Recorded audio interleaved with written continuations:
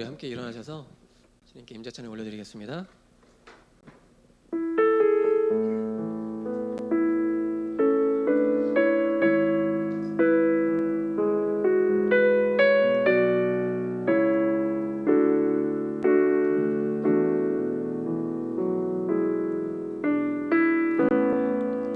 하늘의 문을 여소서,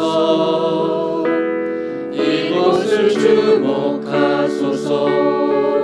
주를 향한 노래가 꺼지지 않으니 하늘을 열고 보소서. 이곳에 임재하소서. 주님을 기다립니다. 기도의 향기가 하늘에 닿으니 주여 임재하여 주소서. 이곳에 오셔서 이곳에 앉으소서. 이곳에서 드리는 예배를 받으소서. 주님의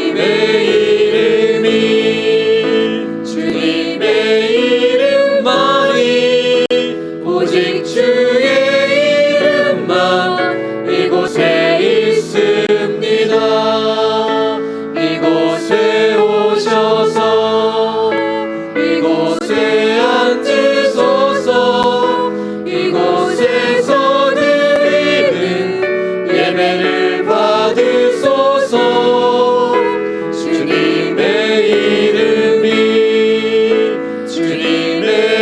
이름만이, 오직 주의 이름만 이곳에 있습니다.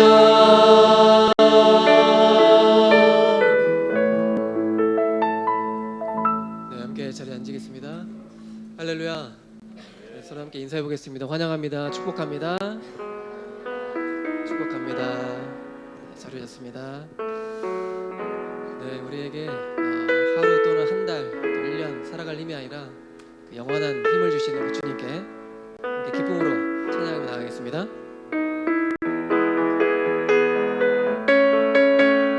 함께 박수치며 찬양하겠습니다. 나의 등 뒤에서 나를 도우시는 주, 나의 인생길에서 지치고 고나여 매일처럼 주저앉고 싶을 때 나를 밀어주시네. 일어나 걸어라, 일어나 걸어라. 내가 새 힘을 주리니 일어나서 걸어라. 내 너를 도우리. 나의 등 뒤에서 나를 도우시는 주, 평안히 길을 갈 때 보이지 않아도 지치고 고나여 넘어질 때면 다가와 손 내주시네. 일어나 걸어라. 내가 새 힘을 주리니 일어나서 걸어라. 내 너를 도우리.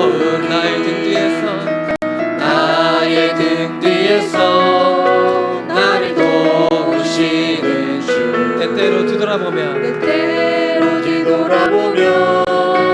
여전히 계신 주, 산처럼 미소로 바라보시며 나를 재촉하시네. 일어나 걸어라. 내가 새 힘을 주리니 일어나 너 걸어라. 내 너를 도우리. 자, 이번에 우리 찬양할 텐데요. 1절만 찬양할 텐데 그 후렴에 보시면 일어나 걸어라 두 번 나옵니다. 그 일어나를 본인의 이름 넣어서 한번 해보겠습니다. 본인의 이름 넣어서 누구야 일어나.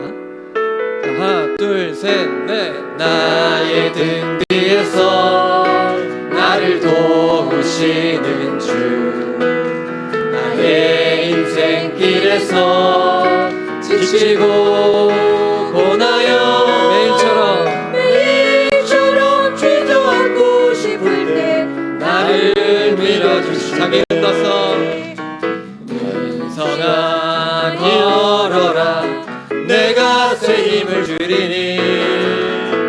민성아 너 걸어라 내 너를 다시 한번 자기 흔들어서 일어나 걸어라. 민성아 걸어라 내가 새 힘을 주리니.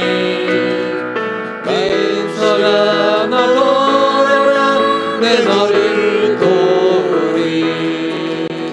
아멘. 우리에게 영원한 생명의 양식을 주신 주님께 영광의 박수 올려드리겠습니다.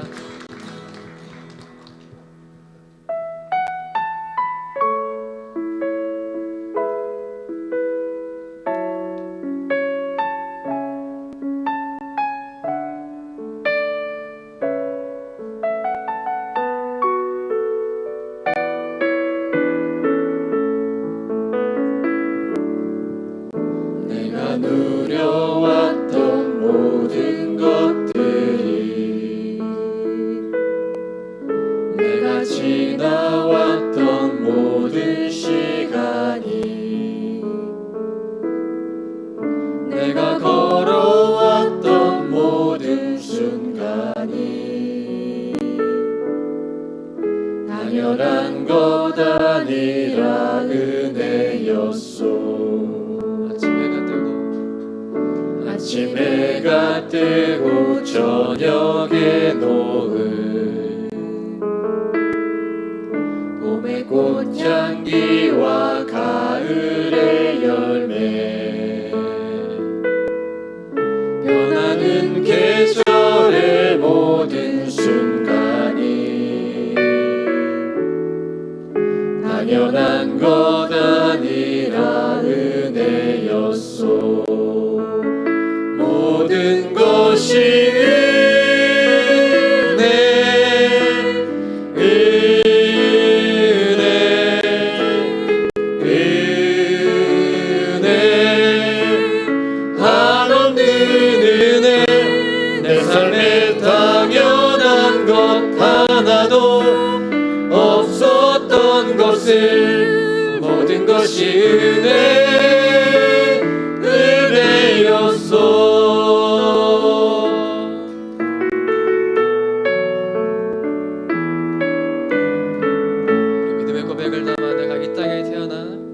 내가 이 땅에 태어나 사는 것, 어린아이 시절과 지금까지 숨을 쉬며 살며 꿈을 꾸는 삶, 당연한 것 아니라 은혜였소. 내가 하나님의 자녀로 살며 오늘 찬양하고 예배하는 삶, 복음을 전할 수 있는 축복이 당연한 것 아니라 은혜였소. 모든 것이 은혜, 은혜,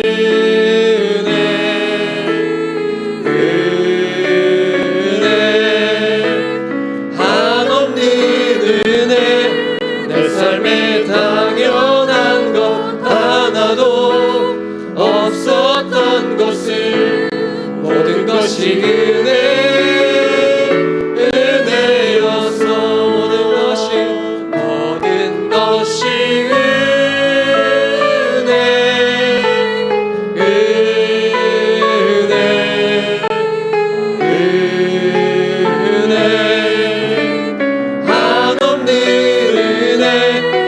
삶에 당연한 것 하나도 없었던 것을 모든 것이 은혜였어. 모든 것이 은혜였어. 모든 것이 은혜였어. 함께 기도하며 나아가겠습니다. 하나님 감사합니다. 지나온 모든 것이 단순히 행운 또는 우연이 아니라 주님의 모든 섭리 가운데 이루어진 은혜임을 고백하길 원합니다. 아버지, 그 모든 순간들이 아버지 우리의 삶 속에서 영원히 기억되게 하여 주시고, 아버지 그 은혜를 기억하는 힘으로 말미암아 사는 소망이 되게 하여 주시옵소서. 그리고 날마다 주님과 써내려가는 그 아름다운 스토리가 누가 바꿀 수 없고 누가 비교할 수 없는 우리 개인의 소중한 추억이, 소중한 이야기가 될 수 있도록 해달라고 시간을 주님 한번 부리며 기도하며 나아가겠습니다. 주님, 아버지 감사합니다. 주님, 우리 가운데 아버지 단순히 일어날 수 있는 어떤 사건과 그 모든 우연들이 이루어져 주님께서 사랑하는 단순한 행운이 아니라 아버지 넘쳐나는 내 삶에 당연한 것 하나도 없었던 것을 내 삶에 이루어지는 것이 은혜였어. 나만의 소중한 이야기가 될 수 있게 인도하여 주시옵소서.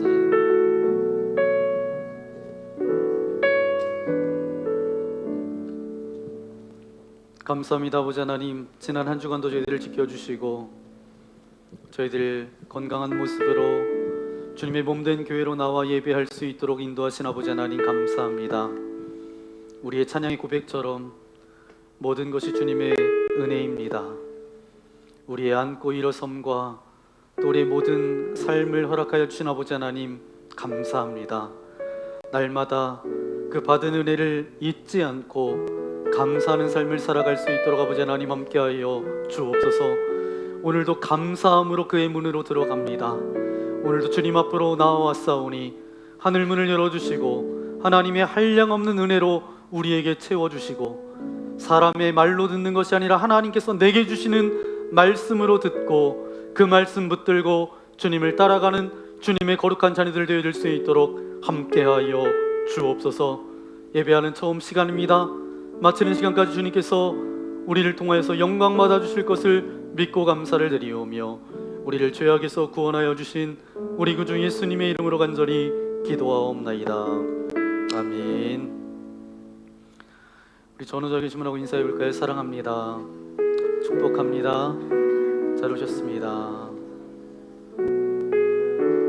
네, 이제 이번 주 일기예보를 보니까 철원 날씨가 7도, 이렇게 6도, 그렇게 낮아지는 것 같아요.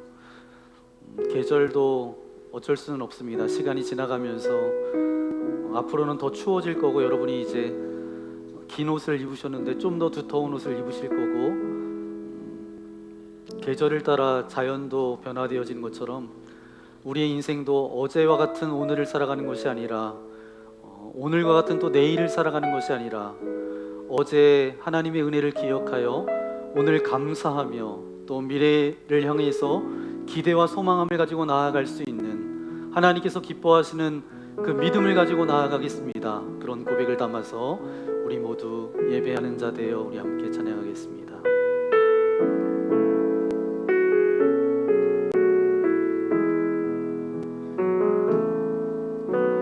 우리 모두 예배하는 자 되어 온전히 영과 진리로 주를 예배하자. 주가 우리와 함께 영원히 함께 하시고 마르지 않는 샘물로 우릴 채우시리라. 우리를 예배자로 부르신 하나님께 영광의 박수 올려드리겠습니다. 할렐루야. 오늘 우리에게 주신 하나님의 말씀 함께 찾아보기 원합니다. 신약 성경 요한복음 5장 1절부터 18절까지 말씀입니다.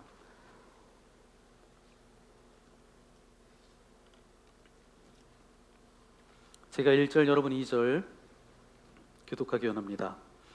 그 후에 유대인의 명절이 되어 예수께서 예루살렘에 올라가시니라. 예루살렘에 있는 양문 곁에 히브리 말로 베데스다라 하는 못이 있는데 거기 행각 5이 있고 그 안에 많은 병자, 맹인, 다리 저는 사람, 혈기 마른 사람들이 누워 물이 움직임을 기다리니 천사가 가끔 못에 내려와 물을 움직이게 하는데 움직인 후에 먼저 들어가는 자는 어떤 병에 걸렸든지 낫게 되밀어라. 거기 38해 된 병자가 있더라.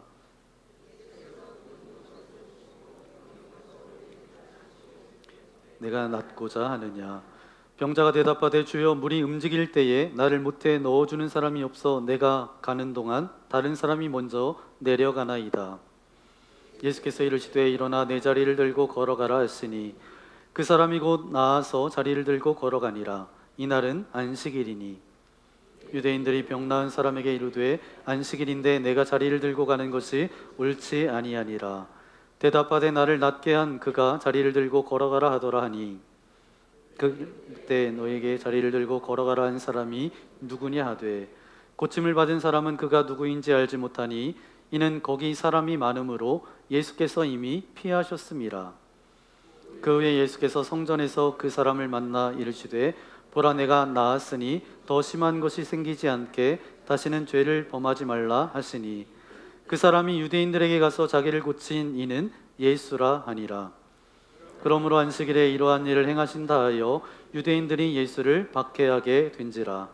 예수께서 그들에게 이르시되 내 아버지께서 이제까지 일하시니 나도 일한다 하시매 유대인들이 이로 말미암아 더욱 예수를 죽이고자 하니 이는 안식일을 범할 뿐 아니라 하나님을 자기의 친아버지라 하여 자기를 하나님과 동등으로 삼으심이로라. 아멘. 오늘 예수님을 만난 사람들 12번째 요한복음 5장 1절부터 18절까지 말씀을 가지고 38년 된 병자라는 제목으로 말씀을 나누겠습니다. 19세기 프랑스 남부 루이 브라유라는 평범한 소년이 살고 있었습니다.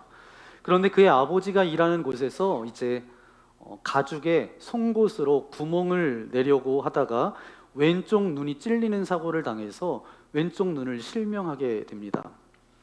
그러다가 4살 때 됐는데 오른쪽 눈도 어떤 세균 감염으로 인해서 시력을 잃게 되죠.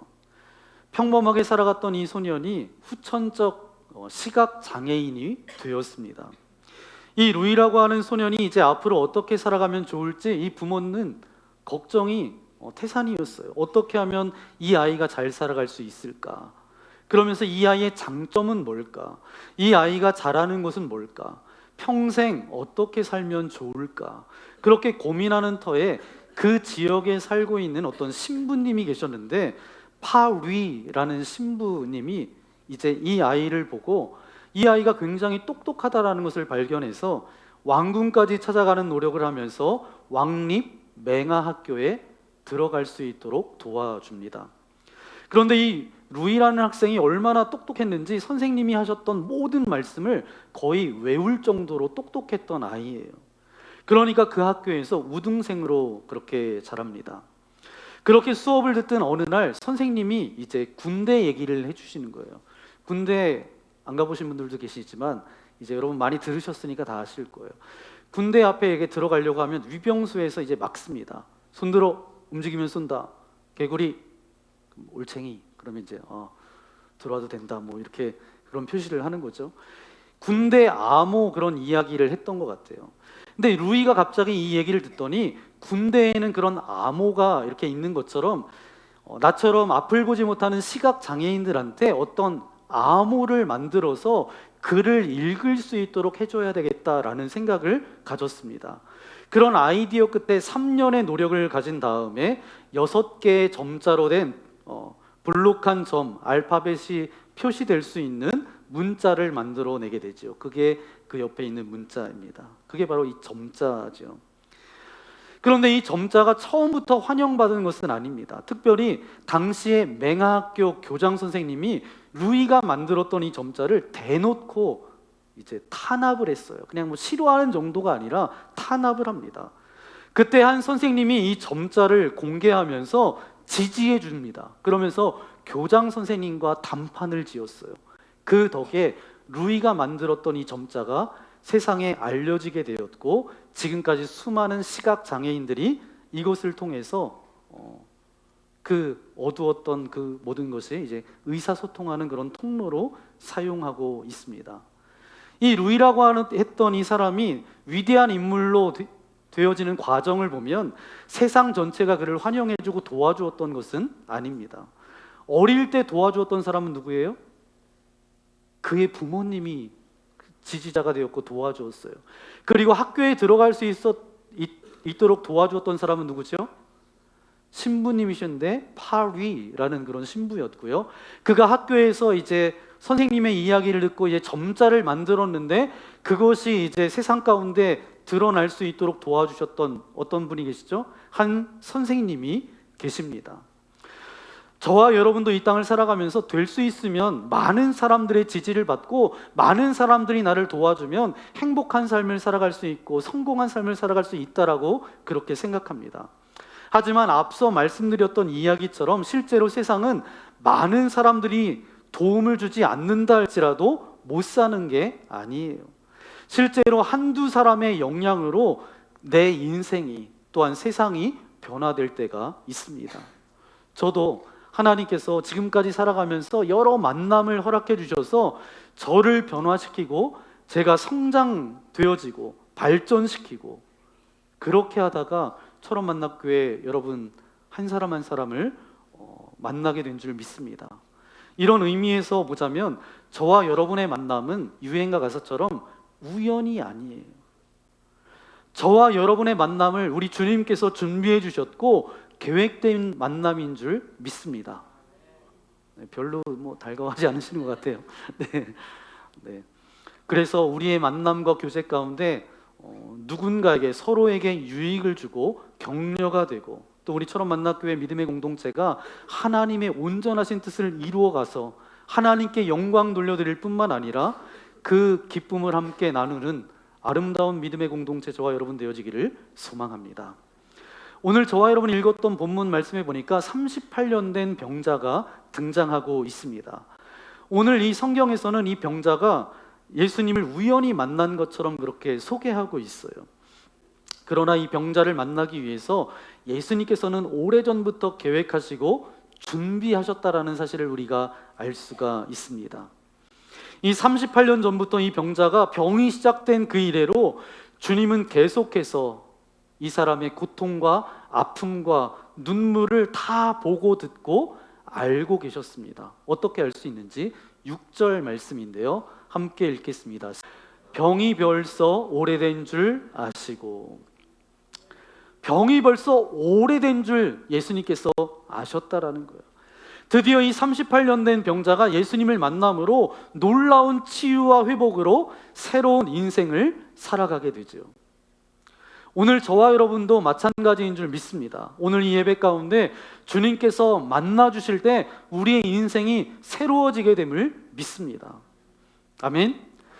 오늘 말씀은 이제 38년 된 병자가 절망 가운데 살아갈 수밖에 없었지만 지난 시간을 초월하여 역사하시는 예수님을 만남으로 오랜 질병이 문제되지 않는다는 것을 주님께서 선포해 주고 계시죠.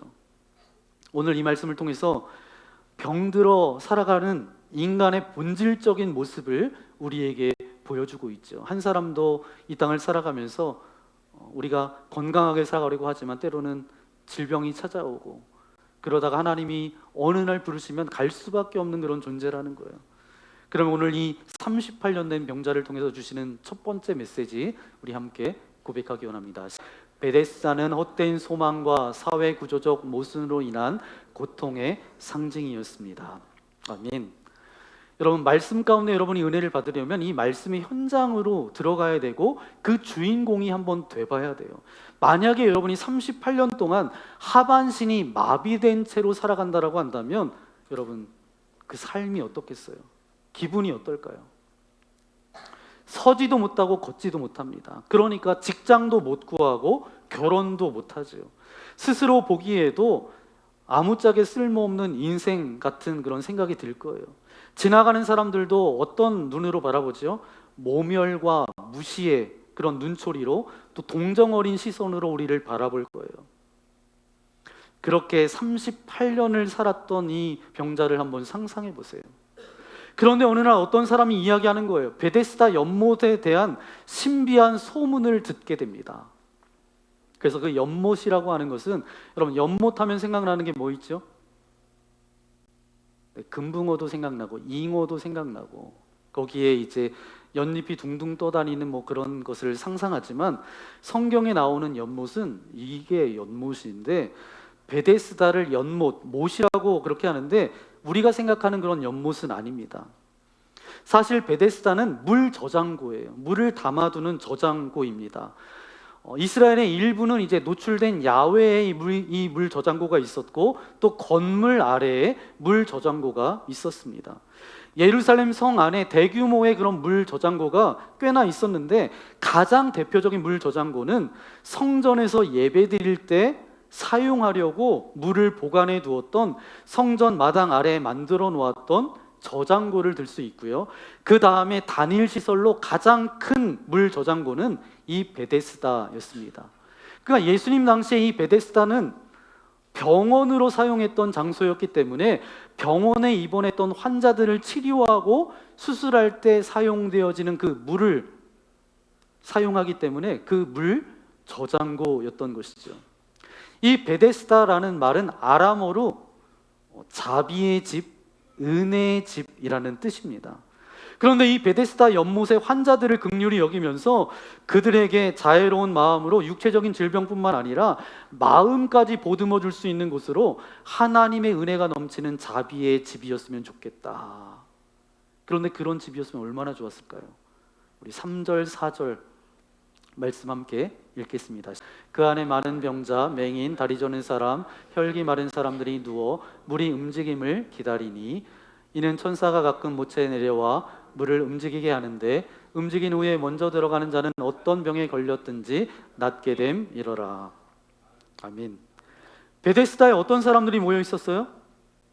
병자, 맹인, 다리 저는 사람, 혈기 많은 사람, 정말 병든 모든 사람들이 그 주변에 있었다라는 거예요. 그러니까 주님의 은혜가 필요한 사람들이 베데스다에 나와 앉아 있는 거예요. 서 있지도 못하고 지금 누워 있는 지경입니다. 제대로 된 사람 하나 없습니다. 성한 사람 하나 없어요. 어딘가 다 모자라서 주님께서 도와주시지 않으면 안 될 만한 그런 인생들이 그 베데스다에 있었다라는 것이죠. 저는 이 말씀을 묵상하면서 이게 꼭 저와 여러분의 모습이지 않습니까? 오늘 이 자리에 나와 계신 분들 중에 성한 사람이 있으세요? 아무 문제 없는 사람 있으세요? 다 보니까 깨지고 병들고 아프고 눈물 나고 속상한 사람들이 이 자리에 나와 앉아 계신 거예요. 우리 옆에 있는 분을 한번 보세요. 다 멀쩡하게 또 잘생기고 예쁘신데, 겉은 괜찮으신데 멀쩡해 보이지만 속은 다 썩어 문드러진 것이 오늘 이 시대를 살아가는 저와 여러분들의 모습 아닌가요? 즉 오늘 저와 여러분은 어떤 사람들인가? 이 베데스다에 모여있는 사람과 똑같은 사람이라는 거예요. 누구보다도 주님의 은혜가 필요한 사람들입니다. 오늘 3절 4절 말씀에 보니까 이 괄호 안에 이렇게 들어있는 말씀이 있어요. 물의 움직임을 기다리는 이는 천사가 가끔 못해 내려와 물을 움직이게 하는데, 움직인 후에 먼저 들어가는 자는 어떤 병에 걸렸든지 낫게 됨이러라. 이 이야기는 전설이에요. 내려오는 어떤 신화예요. 로마 신화입니다. 천사라고 말하고 있기 때문에 성경을 읽는 많은 사람들이 이 천사를 하나님의 천사로 오해하지만, 그리스어로 이 천사 앙겔로스라는 단어를 씁니다. 뭐냐면 이 천사는 메시지를 전하는 사람, 신의 뜻을 하는 사람, 그러니까 메시지를 전하는 신적인 존재나 사람들을 가리킨다라는 거죠. 그러나 전설에만 베데스다에서 물이 움직이기를 38년이나 기다리고 있는 그 사람을 보셨던 예수님의 마음은 어떠셨을까요? 굉장히 안타까우셨을 거예요. 그리고 자기가 내려갈 때 혹시 다른 사람들이 먼저 내려갈까 봐 노심초사하고 있었던 이 사람을 보면서 얼마나 예수님께서 답답하셨을까요? 이 베데스다 연못에 제일 먼저 들어가는 사람이 낫는다면 병든 자 중에 어떤 중병에 걸린 사람이 나을 수 있을까요? 없을 거예요. 제일 먼저 그 못에 들어가는 사람을 낫게 해준다면. 그러니까 제일 빨리 못에 못 들어갈 수 있는 건강한 사람이 낫는다는 모순된 장소가 바로 이 베데스다였습니다. 꼭 필요한 사람들은 절대 치유받을 수 없는 그런 장소가 베데스다였어요. 모두가 병자였어요. 아픈 사람들이 아픈 사람의 마음을 알잖아요. 그런데 서로를 살아가고 도와주기는커녕 내가 죽어야 내가 산다라는 어떤 살벌한 적자생존의 어떤 생존 심리가 저들 가운데 가득 차고 있는 거예요. 서로 그래서 견제하고 있고 기약 없이 내일을 기다리면서 미움과 경쟁과 좌절과 절망으로 가득 찬 이 세상에 마치 축소판과도 같은 그곳이 바로 베데스다가 아닌가 합니다. 인간이라는 본질상 죄의 본성 가운데 살아가는 사람들은 다 이런 헛된 소망을 가지고 살아가는 거죠. 아무리 우리가 고상하게 입고 있어도 본질적인 죄에서 나온 이야기, 헛된 신화에 집착하다가 망가지는 이 이야기, 베데스다 연못가에 있는 그 사람들 이야기가 바로 저와 여러분의 이야기 아닌가요? 38년 된 병자가 얼마나 오랫동안 베데스다 연못가에 앉아서 그 물이 동할 때를 기다렸는지 모르겠지만 오늘 말씀해 보니까 분명히 그에게는 간절함이 있었습니다. 저와 여러분에게도 간절함은 있어요. 남들이 도무지 상상하지 못했던 그 애절함도 있습니다.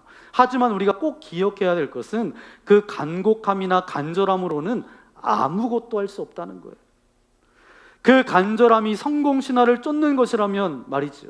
얼핏 보면 구원의 가능성이 있는 것처럼 보이지만 자세히 살펴보면 어때요? 이 베데스다는 철저한 절망이었고 좌절을 알려주는 고통의 상징이 바로 베데스다였습니다.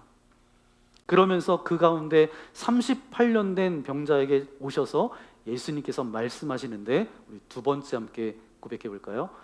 그 고통의 현장에서 주님이 물으시는 질문은 내가 낫고자 하느냐입니다. 아멘. 38년 된 병자를 만나자마자 예수님께서 하셨던 말씀 뭐예요? 내가 낫고자 하느냐. 저는 이 말씀을 묵상할 때마다 이해가 되지 않아요. 병든 사람한테 낫고자 하느냐 이 질문은 하나만한 질문 아니에요? 배고픈 사람에게 너 먹고 싶니? 피곤해서 졸린 사람에게 너 자고 싶니? 뭐 이런 당연한 것 아니에요? 너무나도 당연한 질문에 왜 주님께서 이렇게 내가 낫고자 하느냐 왜 이렇게 물으셨을까? 이것을 잘 알기 위해서는 우리가 6절 말씀을 읽어봐야 돼요. 6절입니다. 예수께서 그 누운 것을 보시고 병이 벌써 오래된 줄 아시고 이르시되 내가 낫고자 하느냐. 아멘. 그러니까 이 질문에는 예수님께서 딱 볼 때 이 사람이 38년 동안 아파가지고 있었다라는 이 사실과 연관되어서 말씀하시는 거예요. 예수님께서는 이 병자에게 소망을 던져주신 것입니다. 여러분 38년 동안 하반신이 마비되어서 쓰지 못하고 살아왔으면 이 앉아서 생활하는 게 이 사람한테는 익숙해요? 익숙하지 않아요? 익숙한 거예요. 비정상적으로 살아가는 그 모습인데 본인은 그냥 지금까지 살아왔기 때문에 그냥 익숙한 삶을 살아가는 거예요. 그냥 거기에 적응해 버렸어요. 여러분도 그렇잖아요. 화장실에 딱 들어갔는데 어떤 사람이 이제 큰일을 보고 나갔어. 들어갔는데 너무 냄새가 심해가지고 근데 조금 지나면 어떻게 되죠? 조금 지나면 적응이 돼서 그냥 거기에서 그냥 이렇게 있습니다. 처음 이 사람이 다리가 마비됐을 때는 막 살아보겠다고 뭐 병원도 약도 뭐 이것저것 다 해봤겠죠. 38년이 지났어요. 해볼 거 다 해봤어요. 자포자기를 했겠죠. 이때 주님께서 오셔서 내가 낫고자 하느냐 물으셨을 때는 뭐냐 하면 그런 생각을 뒤집어져서 고침받고 나음받을 소망이 있느냐를 말씀하신 거예요. 제가 대전에서 사역할 때 이제 봄, 가을에 성경 공부가 있습니다. 제가 담당했던 성경 공부는 102 말씀의 삶이라는 성경 공부예요. 그러니까 시중에 나와 있는 책 성경 탐구 40일 동안 하는 건데 그거를 12주 동안 그 말씀을 함께 나눕니다. 그래서 구약은 창조 시대, 족장 시대 이렇게 해서 쭉 시대별로 쭉 이렇게 뼈대를 세우고 신약도 뭐 초대교회 뭐 이렇게 해가지고 이렇게 다 세워요. 그렇게 세우면 뼈대를 세우면 이제 말씀이 살이 붙으면서 그 말씀 전체를 알 수 있는 성경 공부가 말씀의 삶입니다. 제가 이제 성경 공부를 이제 감당하고 다 끝났어요. 근데 어떤 집사님, 여자 집사님이 집에 안 가시는 거예요. 그래서 혹시 궁금한 게 있으셔서 이제 기다리고 계시나? 그래서 뭐 궁금한 거 있으세요? 그랬더니 아니래요. 오늘 목사님께 안수기도 받고 가려고 기다리고 있다고. 그래서 왜 안수기도 받고 싶냐고 제가 물어봤더니 본인이 이명 때문에 오래도록 힘들었다는 거예요. 병원에 가보고 용하다는 데는 다 가봤는데 아무 소용이 없었대요. 그런데 오늘 목사님의 말씀을 듣고 고침 받을 수 있다는 어떤 소망을 주셨다는 거예요. 그래서 저에게 안수기도 해달라고 그렇게 기다리신 거예요. 오늘 목사님이 기도해 주시면 이 이명이 사라질 거예요. 이렇게 말씀하시는 거죠. 그래서 제가 집사님의 머리에 손을 얹고 기도하는데 걱정이 되는 거예요. 안 나으면 어쩌지? 제가 믿음이 없는 거죠. 그래서 하나님을 의지하면서 정말 열심히 그 집사님을 위해서 기도해 드렸습니다. 그런데 그 다음날 이 집사님으로부터 전화가 온 거예요. 이 집사님 뭐라 말씀하시냐면 이명이 완전히 사라졌다고. 뭐 여러분이 안 사라졌으니까 뭐 아멘도 안 하시는데 그때는 정말 너무 기뻐서 사라졌다는 거예요. 그러니까 며칠 지나서 제가 이제 이분은 제가 살고 있는 아파트 근처에서 부동산을 하고 계셨어요. 궁금한 거예요. 지금까지 괜찮은지. 그래서 집에 가는 길에 이 부동산에 한번 들러야 되겠다. 괜찮은지 한번 어떤지 한번 확인하기 위해서. 그래서 이제 들렀어요. 그랬더니 이 집사님이 목사님 어쩐 일이세요? 그래서 아니 그냥 지나가다 들렀어요. 근데 이렇게 물어볼 수는 없잖아요. 아, 지금까지 괜찮아요? 이렇게 물어볼 수는 없잖아요. 그래서 지나가다 들렀다고. 그랬더니 이 집사님이 어젯밤에도 아주 잘 잤어요. 무슨 얘기예요? 지금까지는 괜찮다는 얘기잖아요. 그때 제가 깨달은 것이 있습니다. 하나님은 당신의 백성들이 마음속에 소망을 심어주시고 그 소망을 따라 역사하시는 분이 누구세요? 우리 하나님이십니다. 저와 여러분이 주님 앞에 나올 때 필요한 것이 있습니다. 주님을 만나러 나올 때 필요한 것이 바로 뭐냐? 소망이에요. 여러분이 소망을 가지고 나오시기를 바랍니다. 병 고침 받을 소망, 문제 해결 받을 소망, 자녀들이 잘 될 소망, 가정이 평안할 소망, 내 인생 가운데 여러 가지 어려움의 문제가 풀려질 소망, 그 소망을 가지고 나올 때마다 하나님께서 역사하시는 은혜가 여러분들 가운데 있기를 소망합니다. 그리고 우리가 주님 앞에 나올 때 필요한 것이 있어요. 소망과 더불어 믿음이에요. 믿음. 제가 여러분에게 자주 말씀드리는 건 뭐냐 하면 기도해야 됩니다. 맞잖아요. 여러분 이 기도 속에 소망과 믿음이 들어있어요. 주님께서 역사하실 것을 기대하며 믿음으로 선포하는 것이 바로 뭐예요? 그게 기도예요. 오늘 본문 7절 말씀 함께 읽어볼까요? 7절입니다. 병자가 대답하되 주여 물이 움직일 때에 나를 못에 넣어주는 사람이 없어 내가 가는 동안에 다른 사람이 먼저 내려가나이다. 아니 38년 된 병자가 이렇게 대답하는 거예요. 예수님께서 뭐라고 말씀하셨어요? 내가 낫고자 하느냐 했는데 이 병자가 뭐라고 대답한 거예요? 7절에 그렇게 대답한 거예요. 예수님이 네가 왜 못 들어가느냐 물은 게 아니잖아요. 네가 낫고자 하느냐? 그러면 뭐예요? 주님 낫고 싶습니다. 그러면 되는데 이 38년 된 병자는 그 전까지는 뭘 믿고 있었어요? 내려오는 전설을 믿고 있었어요. 베데스다 그 연못에 물이 동할 때 먼저 들어가는 사람은 낫는다.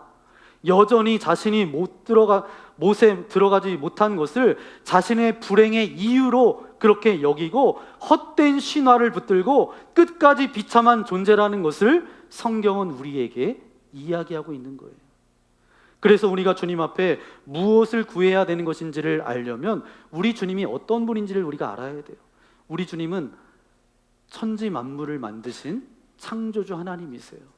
모든 질병을 고쳐주신 분이세요. 우리의 생각과 마음까지 살피시는 하나님이세요. 모든 문제를 해결하시는 분이세요. 아멘은 안 하시네요, 여러분. 네. 저와 여러분이 주님이 어떤 분이신지를 분명히 알고 무엇을 구해야 할 것인가에 대해서 분명히 아는 지혜로운 성도님들 되시기를 예수님의 이름으로 간절히 축원합니다. 지금은 마스크를 쓰고 다니시는 분이 간간히 이제 계시지만 전에 마스크를 쓰고 다녔던 때가 언제죠? 코로나 때문에 아무래도 굉장히 힘들었잖아요. 그때 이제 많은 분들이 힘들었습니다. 그런데 제가 이제 TV 프로 중에 그때 가장 많이 보면서 은혜가 됐던 프로가 있습니다. 백종원의 골목식당이라는 프로인데 지금은 이제 종영돼서 나오지 않잖아요. 어떤 프로그램인지 여러분 아시죠? 잘 되지 않아서 망해가는 상권을 백종원 씨가 이제 솔루션을 제시해서 그 상권을 살리는 그런 프로그램이에요. 그러면서 이게 얼마나 귀한지 저는 너무 은혜가 되더라고요. 어떤 솔루션을 주고 그거대로 하니까 거기가 완전히 변화되어지고 사람이 많이 찾아오는 그런 식당이 되면서 야, 우리 교회도 그런 교회 되어지기를 소망합니다. 저도 부족하지만 하나님 어떤 솔루션이 제시되고 말씀이 전해졌을 때에 막 교인들이 은혜 받고 나가서 전도하지 말라 그래도 막 전도해서 네, 저만 상상하고 저만 기대하죠. 네. 그런데 이 프로그램 진행할 때 보니까 이 사장님들한테 백종원 씨와 제작진들이 딱 요구한 것은 단 한 가지예요. 그건 뭐냐 하면 당신이 지금까지 가지고 있었던 어떤 노하우만으로 당신이 형성하고 있는 실력만으로 이 가게를 책임질 수 없다는 것을 인정하십시오. 그래서 백종원 씨가 요구했던 건 뭐예요? 솔루션을 수용하면 되는 거예요. 이거 하나의 요구를 들으면 되는 겁니다. 그런데 TV 프로를 보니까 꼭 그런 분들이 계시더라고요. 어떤 분들이냐 하면 이제 백종원 씨와 이제 그 음식을 먹어본 사람들이 이제 평가해 보니까 이래서 안 되는 것 같다고. 그래서 나중에 평가를 받고 백종원 씨가 나중에 고민하다가 이제 양념장을 한번 가져오시라고. 양념장을 이렇게 먹어봐서 이게 문제라고. 그랬더니 그 사장님은 뭐라고 이야기하냐면 내가 뼈를 갈아서 이게 담아가지고 이 양념장이 나왔는데 이 양념장이 무슨 문제냐고. 그러면서 이 백종원과 이 사장님이 계속 옥신각신 막 갈등이 벌어져요. 이 양념장에 내 모든 노하우가 여기 담겨져 있고 내 신념이 담겨져 있는데 이걸 내가 어떻게 버릴 수 있느냐. 실랑이가 벌어집니다. 지금 솔루션을 주는 사람은 누구예요? 백종원이에요. 요식업계에 백종원이 솔루션을 내던져주고 있는데 여전히 자신의 양념장을 버리지 못하는 모습, 얼마나 어리석은 모습입니까? 여러분, 끝까지 자기의 양념장을 포기하지 못하는 모습. 오늘 이 본문에 38년 된 병자도 뭐예요? 나를 누군가 무리동할 때 넣어줘야 되는데 내가 못 들어가서 내가 지금까지 있다는 거예요. 이 38년 된 병자, 저와 여러분은 다르지 않지 않습니까? 저와 여러분의 모습 아니에요? 여러분, 그렇게 고집 부리던 가게가 결국 어떻게 변하죠? 고집을 부리다가 나중에 결국 솔루션을 하지요. 그 양념장을 포기하고 나니까 온전히 솔루션을 받아들일 때 그 가게가 잘 되지 않았던 가게가 어떻게 달라져요? 완전히 새로워져서 그 상권이 살아날 뿐만 아니라 자기가 뜻하지 못했던 그 수익까지 벌게 되잖아요. 사람의 인생이 언제 회복이 시작됩니까? 우리가 가지고 있는 양념장, 내가 가지고 있는 그 생각, 내가 원하는 그 은혜의 통로, 내가 생각하는 그 위치와 자격과 조건, 이런 것들을 다 내어 던져버릴 때, 내 안에 썩은 양념장들을 내어버릴 때, 그때 우리는 주님께서 주시는 그 복음 안으로 들어갈 수가 있게 되는 것이죠. 여러분, 38년 된 병자의 궁극적인 목적은 바로 뭐였어요? 베데스다 연못에 들어가는 것이 아니에요. 뭐예요? 낫는 것입니다. 그 병에서. 그 낫기 위해서 우리는 우리의 무능력함을 인정하고 주님께 우리의 삶을 의탁하는 것이죠. 여러분, 복음은 뭐예요? 전적으로 예수 그리스도께 우리의 모든 삶을 의탁하고 나는 아무것도 할 수 없습니다. 두 손 들고 나아가는 것이 바로 뭐예요? 복음 앞에 서는 우리가 해야 될 것이죠. 세상은 끊임없이 우리에게 뭐라고 이야기해요? 네가 개발해서 네가 열심히 노력해서 하면 될 수 있다라고 이야기합니다. 네가 네 손으로 그것을 읽을 수 있다라고 말하지만 복음은 뭐라고 이야기해요? 아무것도 할 수 없으니 그리스도께 나오라고 말씀하고 있어요. 여러분, 우리는 이 말씀 앞에 너무도 당연하게 고개를 끄덕이며 아멘합니다. 그러나 여러분, 우리 안에 얼마나 예수님보다 앞섰던 내 원함들이 있었는지 돌아보기 시작하면 이게 생각보다 쉽지가 않아요. 주님, 다 좋으니까 우리 집부터, 집의 문제부터, 우리 가정의 문제부터, 우리의 자녀의 문제부터 해결해 주셔야 되는데 너무너무 지금 실제적인 문제 아니지 않습니까? 여러분, 양념장을 버리셔야 돼요. 우리는 아직 우리의 고집과 우리가 벗어나지 못하는 신화를 내어놓지 못하면 우리는 끊임없이 베데스다 곁에 머무는 존재밖에 되지를 못한다라는 거예요. 여러분, 그러한 것들을 내어버릴 준비가 되셨습니까? 여러분들 안에 형성되어 있던 양념장 같은 것들, 여러분 안에 형성되어 있었던 어떤 신화와 고집과 아집들을 내어버릴 준비가 되셨습니까? 되어 계시지 못한다면 그대로 주님 앞에 손들고 나가면 됩니다. 주님, 제가 여전히 내 안에 나로 가득합니다. 주님, 제가 이 문제를 해결해 보려고 제가 너무 가득하여서 주님이 들어올 공간이 없습니다. 주님, 이 문제를 그대로 들고 나아갑니다. 무능력한 죄인인 내게 임하여 주셔서 내 생각이 열려지게 하시고 이 말씀 그대로 믿고 순종할 수 있는 믿음을 내게 허락하여 주옵소서. 이게 바로 뭐예요? 저와 여러분이 드리는 예배입니다. 38년 된 병자 같은 우리들이 이 예배를 통해서 매주일 우리 옛사람을 십자가에 못 박고 새로운 삶으로 나아가겠습니다. 38년 된 병자가 예수님을 만남으로 새로운 인생을 살았던 것처럼 날마다 고백하며 드리는 예배가 오늘 예배 아니에요? 이런 예배를 통해서 여러분들이 새로운 삶으로 나아가기를 예수님의 이름으로 간절히 축원합니다. 그럼 마지막 세 번째 우리 함께 고백해 볼까요? 은혜로 살아가는 인생에는 기쁨과 감사가 있습니다. 우리 인생을 두 종류로 나눌 수 있는데 자기 자신의 노력만으로 살아가는 인생이 있고요, 예수님이 나의 구주임을 고백하며 은혜로 살아가는 인생이 있습니다. 38년 된 병자는 베데스다 연못에서 자신의 힘과 노력을 다해서 고침받고자 한 곳이 어디였어요? 베데스다 그곳이죠. 그러나 이제 예수님의 은혜로 고침받은 곳으로 바뀌어졌습니다. 다시 말해 베데스다 연못은 이름만 은혜의 집이었지 사실 그 안에 지금 은혜도 자비도 없던 곳이에요. 그런데 바로 그곳에 진짜 베데스다가 되시는, 진짜 은혜의 집이 되시는 예수님이 들어가셔서 은혜를 보여주셨습니다. 참된 치유는 인간의 노력으로 가능한 것이 아니라 주님의 은혜 가운데 가능하다는 거예요. 그렇기 때문에 은혜로 살아가는 인생에는 기쁨과 감사가 넘쳐납니다. 신앙인을 또 다른 말로 그렇게 바꾼다라고 한다면 은혜로 살아가는 사람들, 이렇게 말할 수 있어요. 오늘 본문 말씀 9절 말씀 읽어볼까요? 9절입니다. 그 사람이 곧 나아서 자리를 들고 걸어가니라. 이날은 안식일이니. 아멘. 주님께서 38년 된 병자에게 자리를 걷어서 들고 걸어가라 그랬더니 그 병자가 그 말씀대로 했다는 거예요.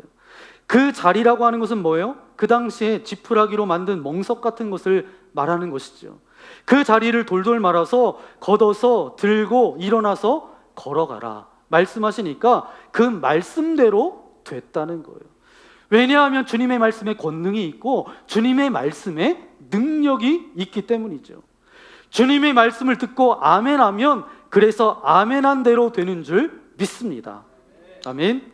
그래서 고린도후서 1장 20절에 이렇게 말씀합니다. 하나님의 약속은 얼마든지 그리스도 안에서 예가 되니 그런즉 그로 말미암아 우리가 아멘하여 하나님께 영광을 돌리게 되느니라. 아멘. 말씀이 선포될 때에 그 말씀에 아멘으로 반응하면 아멘한 대로 되는 줄 믿습니다. 제가 오늘 예배 가운데 나온 여러분들을 이렇게 여러분들의 표정을 보니까 여러분들이 각자의 자리를 가지고 깔고 앉아서 예배 드리시는 것 같아요. 경제적인 문제를 깔고 예배 드리시고, 건강과 육체의 질병을 깔고, 자식의 그 자녀들에 대한 문제를 깔고, 또 각양의 인생의 문제를 가지고 그 자리를 깔고 앉아 계시는데 여러분의 표정을 보니까 지금 그래요. 그런데 그런 저와 여러분에게 주님께서 말씀하십니다. 내 자리를 들고 일어나 걸어가라. 내 자리를 들고 일어나 걸어가라. 아멘한 대로 될 줄 믿습니다. 이 베데스다 같은 이 은혜 받는 자리에서 주님을 만나시고, 이제까지 내가 누워있던 그 자리, 그 아픔의 자리, 그 상처의 자리를 들고 일어나서 여러분의 삶의 자리가 예수 그리스도로 인하여서 날마다 새로운 인생으로 살아가는 저와 여러분 되시기를 예수님의 이름으로 간절히 축원합니다. 우리가 예수님을 믿는 것도 중요해요. 더 중요한 건 뭐예요? 38년 된 병자가 그 말씀을 믿고 따라갔던 것처럼 저와 여러분이 나 예수님 믿습니다 이걸로 끝나는 것이 아니라 예수님께서 걸어가셨던 그 길을 걸어가는 참된 제자로 살아가시기를 예수님의 이름으로 간절히 축원합니다. 함께 기도하겠습니다. 주님 감사합니다. 오늘 이 아침에 저희들을 불러주시고 예배할 수 있도록 인도하신 주님 감사합니다. 베데스다, 세상의 축소판과도 같았던 서로 사랑하고 도와주기보다는 저 사람이 죽어야 내가 살고 저 사람이 안 돼야 내가 잘 되는 것, 생존 경쟁과 적자 생존이 아버지 하나님 공존하는 곳이 바로 베데스다였습니다. 38년 동안 나는 안 돼, 나는 어쩔 수 없어, 그냥 자포자기하면서 살아갈 수밖에 없었던 그 인생 가운데 찾아오셔서 주님께서 저를 만나주셨을 때에 내가 낫고자 하느냐, 그때 이 38년 된 병자는 누가 이 베데스다 물이 동할 때 나를 넣어주지 못해서 내가 지금 이 자리에 있다라고 고백하는 것처럼 우리도 그렇게 말하고 있지는 않습니까? 주님, 38년 된 병자처럼 아버지 하나님, 저가 예수 그리스도를 만나고 내 자리를 들고 일어나 걸어가라 말씀하셨을 때에 그 말씀에 힘을 입어서 그가 온전히 회복되어지고 나아갔던 것처럼 하나님의 말씀을 믿을 뿐만 아니라 그 믿음을 가지고 주님이 걸어가셨던 그 길을 따라갈 수 있는 그런 믿음을 우리에게 허락하여 주옵소서. 그 믿음을 가지고 살아갈 수 있도록 나와 함께하여 주옵소서. 그 고백을 담아서 우리 주여 한번 부르고 함께 기도하겠습니다. 주여! 귀하신 주님 감사합니다. 내가 믿고 따랐던 것, 내가 가지고 있었던 것, 이것은 버리지 못한다라고. 하지만 우리의 가지고 있었던 모든 것들을 내어 던지기를 원하시는 아버지 하나님, 주님의 부르심 앞에 내가 믿고 있고 내가 가지고 있었고 내가 신뢰했던 그 모든 것들을 십자가 앞에 내려놓게 하여 주시고, 주님께서 원하시는 것 말씀대로 나아갔을 때에 그가 아버지 38년 동안 힘들었던 그 모든 것들을 벗어던지고 회복되고 기적을 맛보며 나아갔던 인생이 되었던 것처럼 우리도 그런 인생 되어지기를 소망합니다. 말씀을 신뢰하고 믿고 따라갈 수 있도록, 주님을 따라갈 수 있도록 우리와 함께하여 주옵소서. 그런 인생으로 날마다 하나님의 은혜 가운데 거하는 복된 삶 살아갈 수 있도록 우리와 함께하여 주옵소서. 모든 말씀 우리 구주 예수님의 이름으로 간절히 기도하옵나이다. 아멘. 오늘 말씀을 생각하면서 함께 결단의 찬양 드리기 원합니다. 우리에게 소원이 있습니다. 주님, 우리 주님의 몸된 교회를 통하여서 그리스도의 사랑과 주님의 나라가 아름답게 이루어지기를 소망합니다. 말씀하실 때 하나님 그 말씀 붙들고 따라가는 공동체 되어지기 원합니다. 그 말씀 붙들고 따라가는 성도로 그렇게 살아갈 수 있도록, 주님의 온전한 제자로 살아갈 수 있도록 나와 함께 해달라고, 그런 자녀로 살아가겠습니다. 그 고백을 담아서 이 시간 함께 찬양하기 원합니다.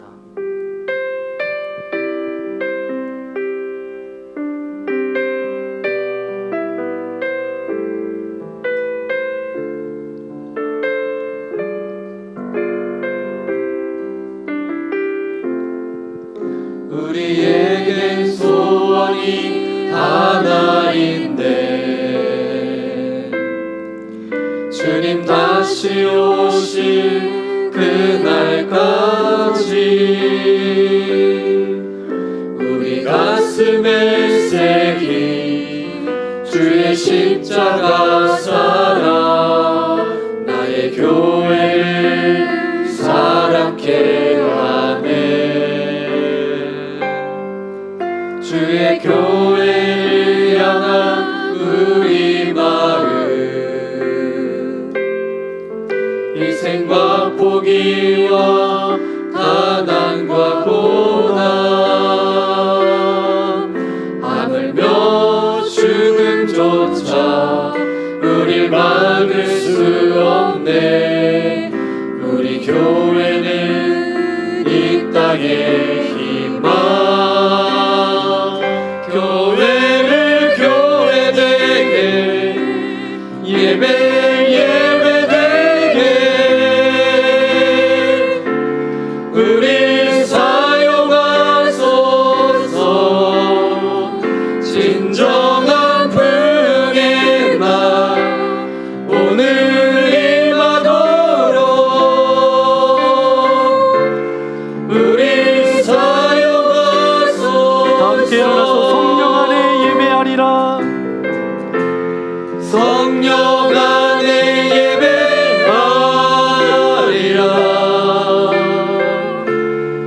자유의 마음으로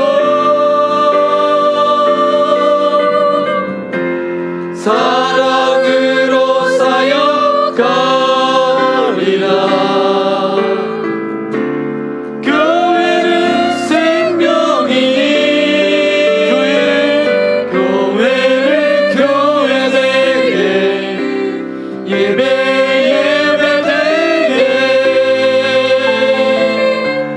우리 사용하소서. 진정한 부흥의 날 오늘이 나도록 우리 사용하소서. 우리를 사용하소서. 우리 사용하소서. 우리를 사용하소서. 우리 사용하소서.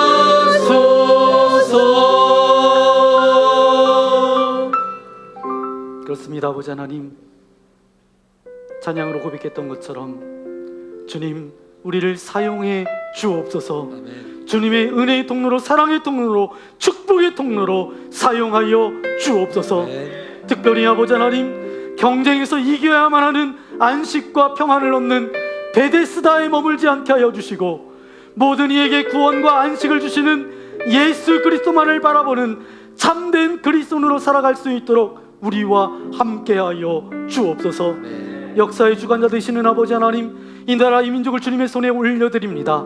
정치, 경제, 사회, 문화, 교육 등 모든 분야 가운데 하나님의 주권이 회복되게 하시고 선한 길로 인도하여 주옵소서. 먼저 믿는 자들이 대통령과 이정자들을 위하여서 무릎으로 기도할 수 있도록 인도하여 주셔서 이 어려운 시기를 지혜롭게 잘 극복해 나갈 수 있도록 인도하여 주옵소서.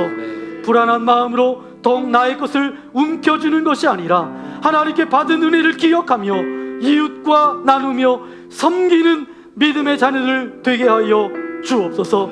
저 북녘 땅에도 하나님께서 함께 하셔서 하루속히 자유롭게 예배할 수 있도록 그런 자유를 허락해 주옵소서.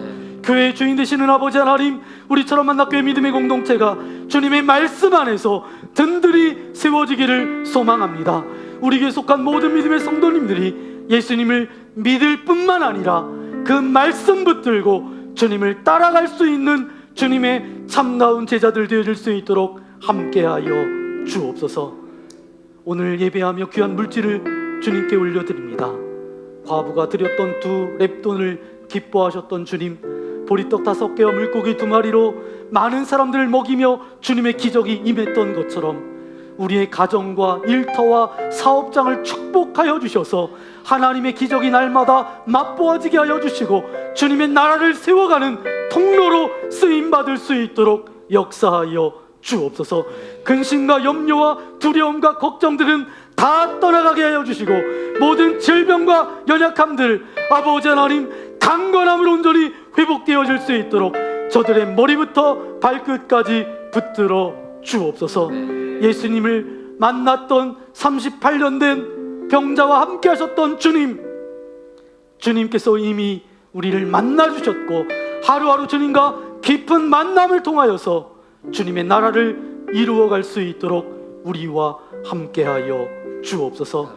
이제는 우리를 구원해 주신 예수 그리스도의 그 크신 은총과 하나님의 놀라우신 사랑하심과 지금도 우리의 연약함을 도우시는 성령님의 감동 감화하심이 38년 된 병자와 같은 우리를 찾아오셔서 참된 치유는 인간의 노력만이 아닙니다. 주님의 은혜로 가능합니다. 그 은혜로 살아가겠습니다. 구원의 감격과 기쁨으로 하루하루 살아가겠습니다. 결단하며 고백하며 나아가는 이곳에 모인 거룩한 주님의 자녀 위에 지금부터 영원히 함께하옵시기를 간절히 축원하옵나이다. 아멘. 아멘.